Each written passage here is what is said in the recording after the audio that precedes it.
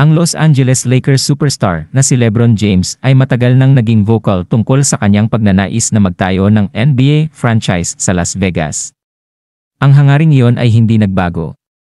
Sa katunayan, lumakas pa ang balitang ito dahil kinumpirma mismo ni LeBron James sa isang interview. Sa interview ng mga reporter, habang siya ay nasa Las Vegas para sa NBA in-season tournament, muling inulit ni LeBron James ang kanyang pag-asa na magtayo ng isang NBA team sa Las Vegas. Ang interview ay napunta hanggang sa sabihin niya na ito ang kanyang ultimate goal. Sana madala ko ang aking prangkisa dito isang araw. Iyon ang ultimate goal ko, ang sabi ni LeBron ni James. Ang NBA ay matagal nang kinukonsidera ang pagdagdag ng mga franchise na magpapalawak ng NBA, kung saan ang Las Vegas ay isa sa pinakamainit na pangalan upang mag-host ng isa sa mga bagong franchise. Ang desisyon ay hindi pa nagagawa sa bagay na iyon, ngunit ito ay mahalaga dahil marami ang interesado na maging bahagi ng isang koponan sa pagpapalawak ng NBA franchise sa Las Vegas. Bukod kay LeBron James, si Shaquille O'Neal ay interesado rin na maging parte ng NBA franchise na itatayo sa Las Vegas, at sinabi niya na willing siyang makipag-partner kay LeBron James. Gayunman, sa ngayon, habang hinihintay ni LeBron James ang desisyon ng NBA, siya at ang Lakers ay kailangang mag-focus upang mapagwagian ang NBA in-season tournament sa Las Vegas.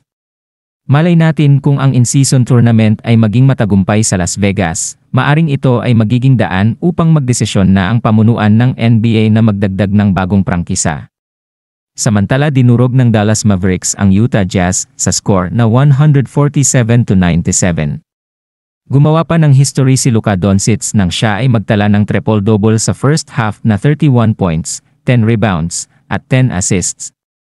At may total points siya sa pagtatapos ng laban na 40 points, 10 rebounds at 11 assists. Si Kyrie Irving ay may 26 points, at si Tim Hardaway ay nag-ambag ng 17 points.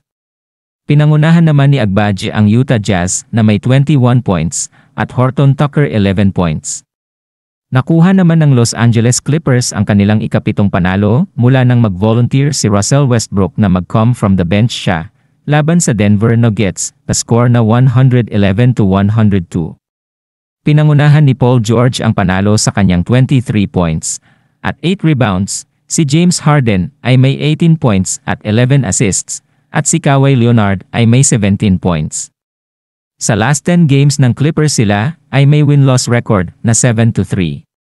Nasayang naman ang almost triple-double ni Nikola Jokic ng Denver Nuggets na 22 points, 15 rebounds, at 9 assists. Si Jamal Murray at Michael Porter ay may tig 18 points.